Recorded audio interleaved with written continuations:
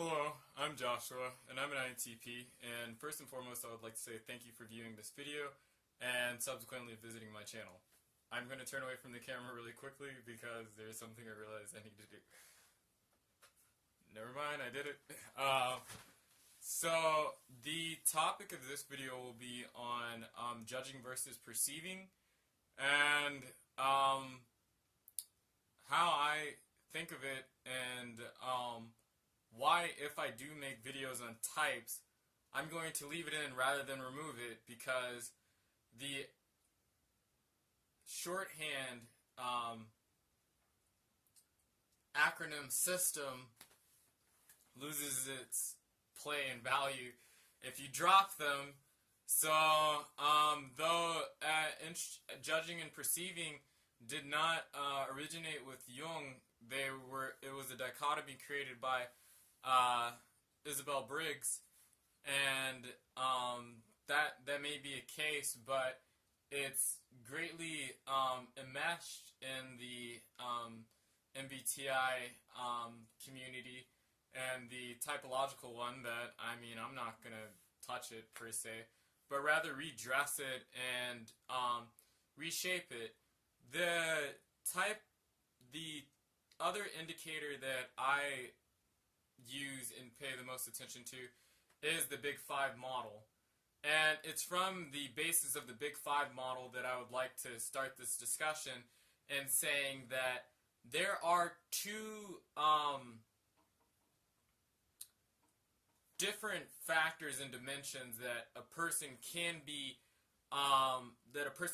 lean towards, and two different modes of thought insofar as goal orientation in one's local environment or in one's environment per se. That one can load high in the dimension of conscientiousness, or one can load high in the dimension of openness. Conscientiousness is a bent towards organizational patterns in action. So people who are high in conscientiousness tend to be very conscientious or self-motivating and industrious. They are more concerned with achieving goals and metrics out in the environment and arranging and organizing things in the environment.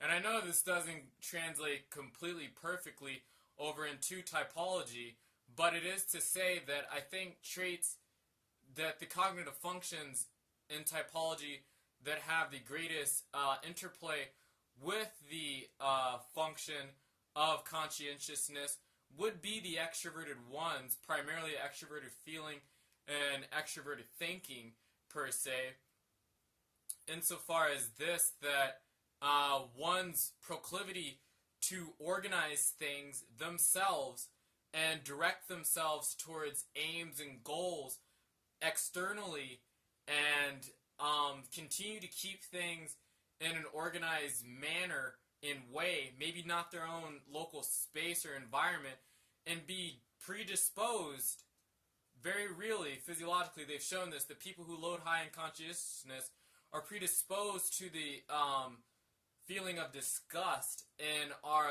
less likely, per se, to hold open-ended, be open-ended, and deal with ambiguity the same way.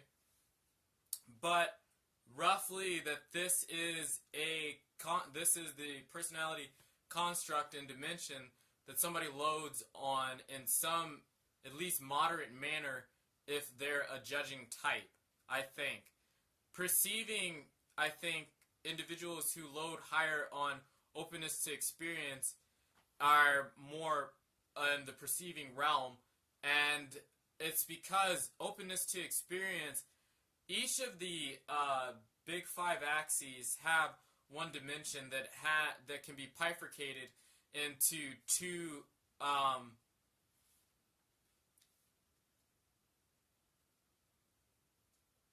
substrata or components. I think that's the best way to say it. That when somebody loads on conscientiousness, they can either load high on the dimension of orderliness or industriousness, or both. doesn't mean that they load high. When you load high on conscientiousness, that you load high on both. It seems like the individuals that load high on orderliness are more disposed to the feeling of disgust, to where those who load high on industriousness are less exposed to the feeling of disgust. And if they load high on the orderliness dimension of conscientiousness, they load extremely low on openness to experience. You can load high on industriousness and load high on openness to experience, but the loading high on orderliness seems to be the complete antithesis in existence to somebody who is who loads high on openness to experience, because on one end of the scale is orderliness, and on the other end of the scale is novelty seeking. And novelty seeking and orderliness are completely different from one another in a physiological landscape and a what the hell, I don't like behavioralism, but essentially the neurological cocktails per se, or just the substrates that are most active in these individuals' brains per se, or the genes that have just been at least tentatively picked out and associated with these things, such as the Carries-Worth gene in terms of one's bent towards openness to experience, or novelty seeking and making broader associations per se, has a very strong correlation with dopamine. And the ones that tend to correlate higher with conscientiousness have a stronger correlation with serotonin. And it's to say that you can get sterility or you can get chaos in some manner on either ends of these dimensions, but conscientiousness can be bifurcated into two other dimensions, or two other components that make up the larger, broader component. But the way that these things sit on their axes is that the middle components, such as now to talk about openness to experience, to experience can be the overall arcing trait is a tendency towards novelty seeking, but the novelty seeking and intellection per se, that these individuals are when you load high on openness to experience, that you have an imaginative quality towards you, an aesthetic sensitivity, and can load high on intelligence.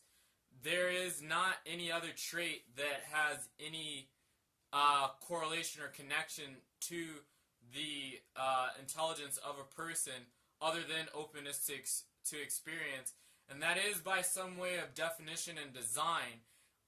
When you look at the neuroscience per se behind intelligence, there is an interesting connection between industriousness and intelligence per se, not necessarily orderliness, but IQ and sterility per se. They don't get to orderliness for some reason, but at the same time, they can differ from a very highly imaginative and highly sensitive person that will load high on openness the same. So the statistical designs in the I should say divisional dichotomies of the dimensions aren't perfect in some respects, as there needs to be more ironed out per se, because I speculate that openness to experience and intelligence need to be their own separate dimensions. I think that very really, that intelligence is a dimension that influences personality on its own. Being highly sensitive is a dimension that influences personality on its own, and I think being highly creative is a dimension per se, not necessarily, because creativity, there's a personality that comes with high levels of creativity, but there is a requisite for expertise and a lot of other things that make up per se a highly creative person. But openness to experience is something that highly creative people load high on us as well. Go figure. But it's just to say that I think some of the things that get put into the dimension of openness to experience would be the things that are more intellectually rare insofar as that you have people who are governed per se by they can be governed by intuition and novelty seeking. They like to go out and find things. They're pattern seeking individuals, and they have a higher palette of sensitivity to intellectual and aesthetic things. And roughly that's the dichotomy, and I think judgers not completely tend to be here over in conscientiousness, and perceivers tend to be over here on openness, and that they have interplay, because it's not as if one loads high on conscientiousness, they can't load high on openness, because they do all the time. It's just, it depends on what dimension of conscientiousness and what dimension of openness one loads high on. But it's to say this, that judging and perceiving, when one thinks about it per se in way of one's, I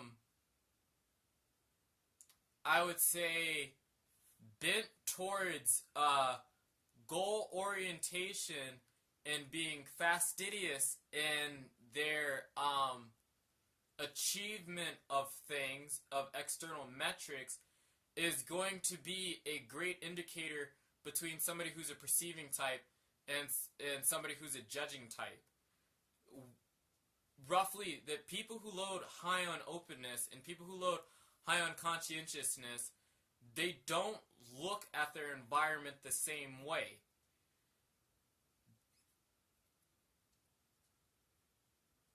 To continue, there are two modes to thought in the human mind per se, that you have very much a system that is long-term projecting and tends to focus on things and creates mental representations and slices up the world in a very succinct manner and projects the slices that it makes across time in order to move one towards their goals and their interests per se. The aspect of judging is one that I think is much more goal-orientated. They are, if you're a judger, they are much more goal-oriented and looking to make things manifest out in the world. I think that that's why the extroverted judging functions, as they're called, do get the place that they do in the functional stack by way of Briggs, because of the tendency for judgers to be concerned with goals and projecting things out into the environment and having things being made manifest out into the environment.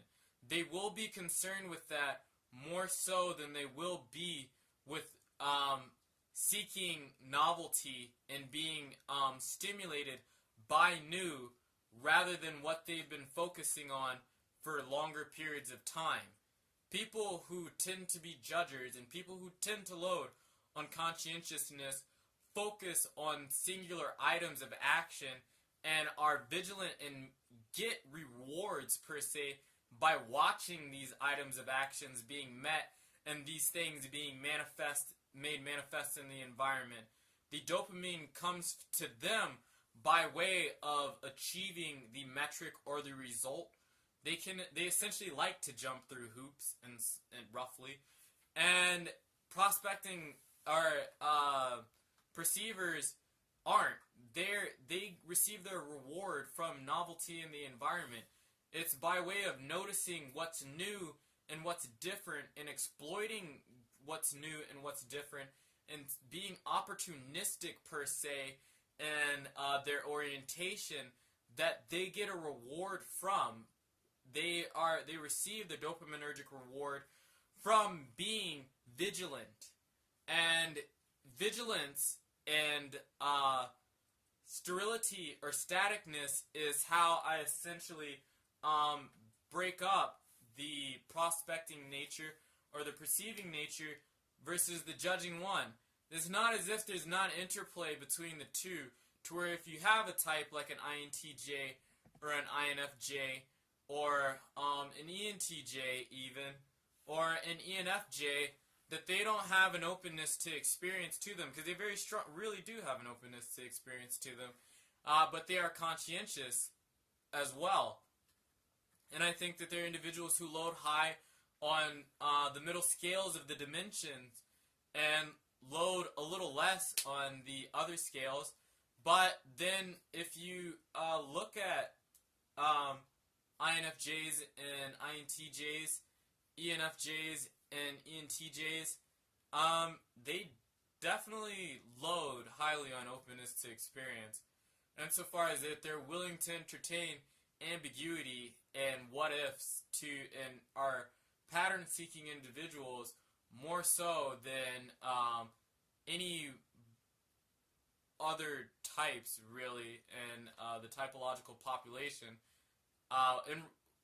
in respects to types that fall outside of their quadrants, not really to the ones within their quadrants insofar as NTs and NFs, but in comparisons to SFs and SPs, they are absolutely high in openness.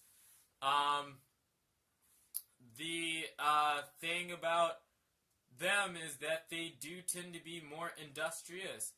They don't tend to load high on organization, but if you do talk to them and hang around them, you'll notice that whatever orderliness they have is in respects and in service to their industriousness, or into their goal, in respects to their goals and what they want.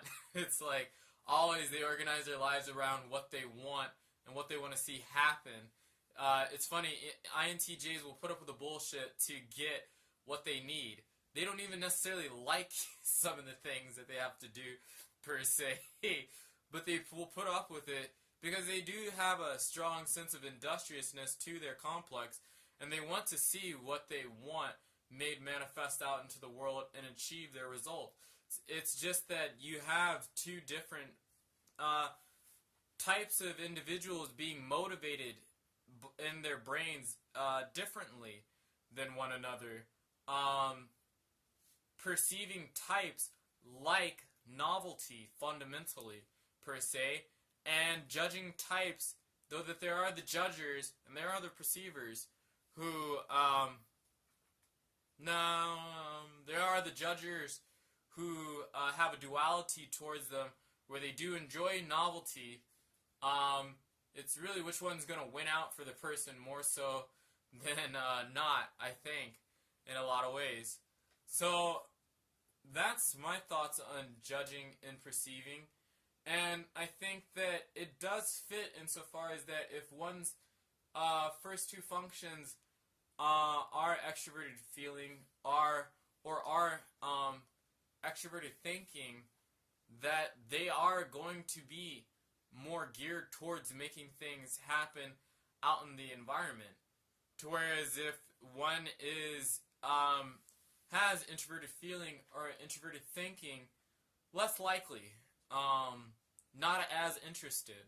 It's not as if they won't, less likely and not as interested. I'm not as interested, and I should be doing my homework right now is a great example, which I will return to doing after this video.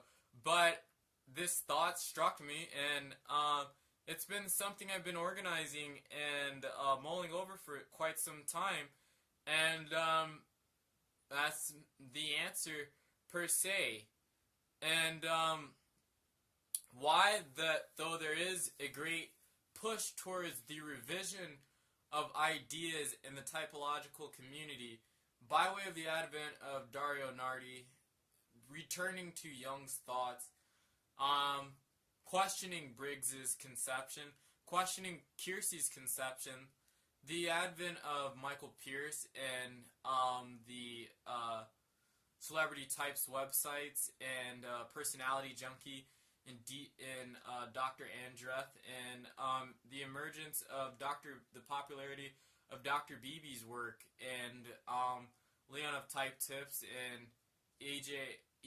Andre. There's a movement in typology right now that I find myself a part of insofar as it's changing and it's moving somewhere. Now, I say that because it's going this direction, and this motion is happening, that people should be wary in what they consume from whatever analysts they're listening to or paying attention to. I am primarily concerned with accuracy, and I want it to be well understood that I am influenced by empirical data, and I have heard it posited and postulated and many other places with the advent of scientific fact and literacy in the Western world, that people are starting to quote studies and facts per se in their presentation of their ideas. But I would say this, that not all studies are equal, and do not take studies without do not accept studies that people are positing without looking at the other studies that are relevant to them. And if you ever want to know the journals that I do read and I get things from, I will be glad to share them with the community if you ever want to take the time to read these things or the papers, because no paper exists out on an island and nothing exists separate from a field per se. So you have to take the field in mind, and you have to take the journal and the other subsequent papers that were written on that topic and the meta-analyses that were done on that topic to have a sober and accurate view on what's thought and what's valid per se at the moment in regards to the facts. You don't have to worry about the facts when you're purely dealing with logic, but because I find myself on a frontier per se and an analyst who's concerned with revision and revivification and restructuring of ideas, that I do have to dip into the empirical literature.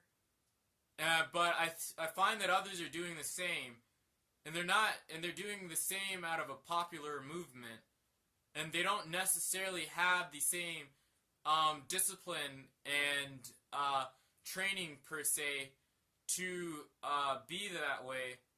They're trained in other areas, and they're concerned with other things. They're not scientists.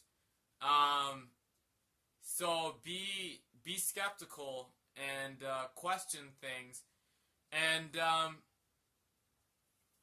I guess I'm just saying that because it's necessary. It's becoming more and more necessary. And I've noticed that there are cognitive scientists that view my videos. There are neuroscientists. There are astrophysicists. And there are chemists and educational advocators. So feel free to leave comments, and I'm not going to explicate their names per se because I can't remember necessarily, but feel free to ask others that watch my videos And feel free to ask me, or feel free to question the other content that you're watching. And I'm not saying use my content as a comparative metric, because I'm fundamentally doing a different dance than everyone else is doing right now. But the time is coming where that's not going to be the case, and things are changing and they're moving in a very different direction. And I will say that Jung's original thoughts are not they're not scientific in the modern sense, and Jung wasn't even trying to be scientific in the Hegelian sense insofar as a systematic philosophy, because he was trying to do things that were far beyond the scope of rationality per se. It's not to say that Jung did not have rationality in his work, but that was not his emphasis, and that was not what he was concerned with per se. He was concerned explicitly with the irrational sphere of man and using rationality as a tool to explain it and investigate it, and using rationality to a certain point and totally discarding it at other points and junctions when it did not serve itself useful to investigations or the understanding of the human psyche per se. And I would say that because of this, I hold Jung in a very specific manner, and I hold science in a very specific manner, and I make a bridge between the two. But there is no bridge between the two if there aren't the correct logical connectives made to make a bridge between the two, because their conception and their interests differ fundamentally from one another, to where science, even though there is the social sciences, is concerned with taking subjectivity out of the question, to where subjectivity in the individual exists at the heart of Jungian typology, and there's a necessary nuance per se that one has to pay attention to in the epistemological frameworks that the two are. If you want to make a bridge between things that are in multiple ways, but not in every way, antithetical to one another, it takes a great deal of research and investigation, to where there are people who are trying to do it now who don't have the training, who haven't done the investigation, who hasn't done the research per se. I don't know necessarily because there are a few individuals I have in mind. I'm not going to name any names because I don't want to create conflict or criticism. I know these individuals to have education and to have schooling, but I'm very curious to know what their scientific training is per se, because there have been a number of things, and now I'm diverging from the topic, so I'll just leave it at that and that warning, just that be careful and understand the vantage point that I'm coming from and the frameworks that my thoughts exist in, and hopefully you found that interesting, and those are my thoughts on judging and perceiving. Thank you.